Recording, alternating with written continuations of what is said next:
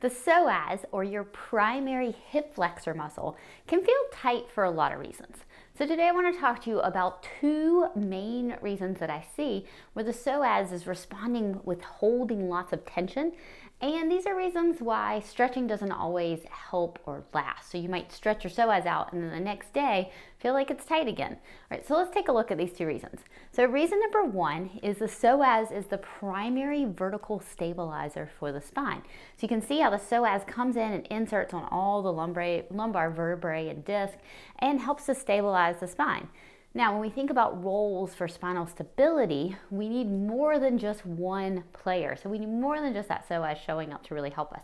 This is often why people with psoas tightness or psoas that holds tension tend to have back tightness as well. So they might feel like their back is tight or like there's pulling in here. And that's actually their hip flexor, which is crazy to think about, but that hip flexor can cause back tightness. Oop, we lost our psoas. Let's get that back up here. All right, so as we think about this primary vertical stabilizer here, we're thinking about what else can help us.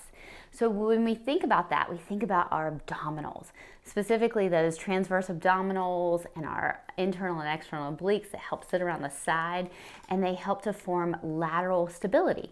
So when we think about this lateral stability versus vertical stability, think about that balance that you need from both sides. So working those TAs, working on abs, getting more abdominal stability can really help relieve stress off the psoas. And the psoas can say, whew, I don't have to work quite so much for spinal stability. I can work a little bit more as the hip flexor, and that frees me up to go more into hip extension. All right, so it will add length to that psoas when it's not having to hold so tightly for spinal stability. Now, way number two is a very interesting concept to think about, but we've got to look at the distal part of the psoas and its role in the hip. So the psoas comes down and crosses over the head of our femur.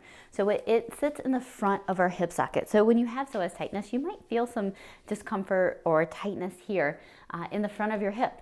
Now, the psoas helps to hold the head of the femur back in the socket. This is a really important role because we don't want that head of that femur shoving too far forward. And so if you are shoving that femur forward in the socket, then that poor psoas is like, oh, I'm gonna have to work so hard to help contain this femur, and then it might feel tight having to overwork for that role as well.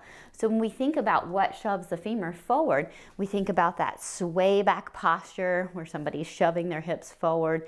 We think about glute gripping. So if you tend to be a gripper, hold tension deep in your glute, then you might have some corresponding psoas tightness. And you might be thinking, oh, I need to stretch my psoas, but in reality, you need to decrease the glute gripping, the deep hip rotator gripping, get that piriformis to let go, get that obturator to let go. And because that is what's shoving that femur forward in the socket and adding a little bit of extra work to what the psoas and the iliacus are having to do to help contain that femur. Okay, so to recap, there's many things that can make hip flexors feel tight, but those are two things that we can work on from a muscular standpoint to really help relieve stress and pressure off the psoas. So you're looking at building more abdominal strength. Good exercises like dead bugs are very helpful for that. Making sure you're not getting rocking, making sure you're holding your pelvis nice and still, holding your spine still, really using those lateral abdominals. And then the other way is to make sure that your femur is nice and back in the socket. So trying not to really shove your hips forward when you stand can be very helpful, just simply shifting your hips back. The other thing that can be helpful is eccentric loading of those deep hip rotators to help move it back, or concentric adductor work as well.